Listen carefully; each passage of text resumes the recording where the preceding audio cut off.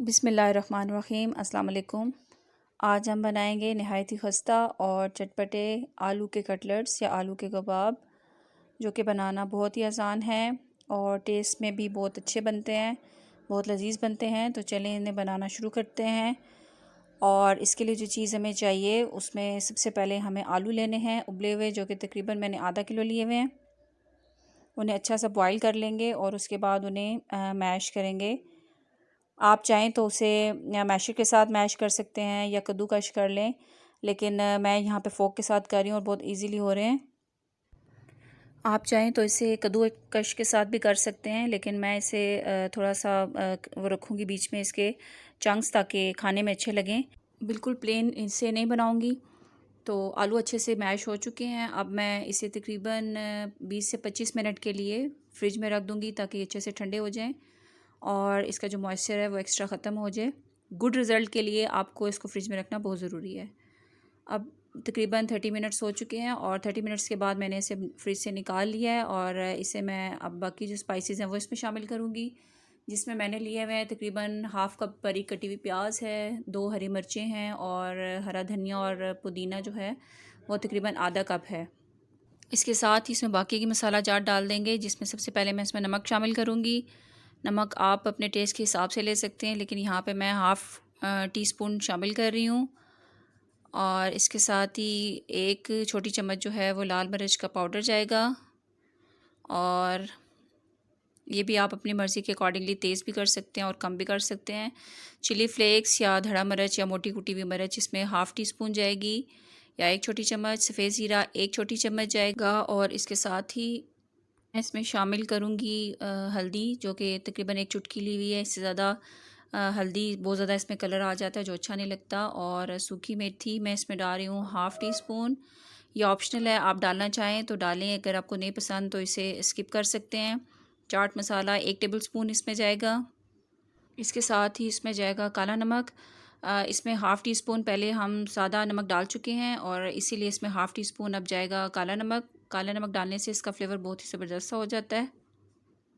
और इसके साथ अब मैं इसमें शामिल कर दूंगी तकरीबन 1 टीस्पून या 1 छोटी चम्मच गरम मसाला पाउडर, और 1 बड़ा नींबू लेकर उसका रस निकाला हुआ है वो इसमें शामिल कर दें। इसे भी आप अपनी मर्ज़ी के अकॉर्डिंगली कम या ज़्यादा कर सकते हैं। अगर कम चाहिए तो आधा नींबू डाल दें, अगर ज़्यादा चाहते हैं तो एक बड़े साइज़ के नींबू इसमें डाल सकते हैं।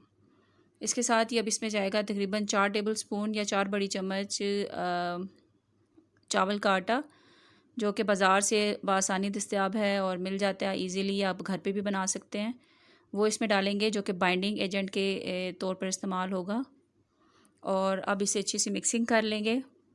इसे मिक्स करने से पहले हाथों को अच्छा सा धो लेंगे और फिर उसके बाद इसकी मिक्सिंग करेंगे। जितने अच्छे तरीके से इसे हाथों से मिक्स कर सकते हैं वो आप किसी फोक वगैरह के साथ या स्पैचुला के साथ मिक्स नहीं कर सकते। तो इसे बहुत ज़बरदस्त सा मिक्स कर लिया और ये देखिए यकजान हो चुकी हैं सब चीज़ें। अब हम इसके कबाब बना लेंगे। कबाब मैं यहाँ पे स्टैंडर्ड साइज़ के बनाऊँगी। आप ज़्यादा बड़े बनाना चाहते हैं या छोटे, आप अपनी मर्ज़ी के हिसाब से बना सकते हैं।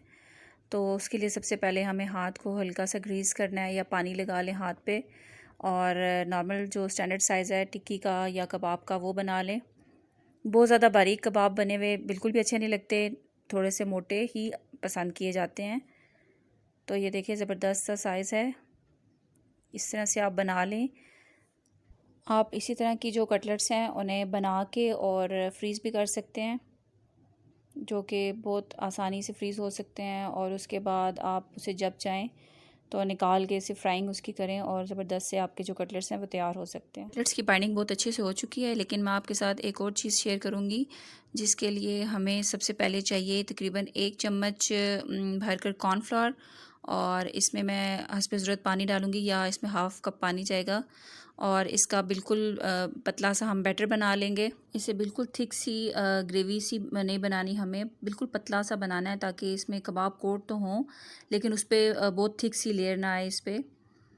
तो ये इसको अच्छा सा मिक्स करेंगे। इसको अच्छा सा मिक्स करके हम साइड पे रख लेते हैं। और कुछ कबाब मैं इसके साथ फ्राई करके दिखाऊंगी आपको, और कुछ इसके बगैर, जो कि आप देखेंगे कि बिल्कुल भी नहीं टूटेंगे।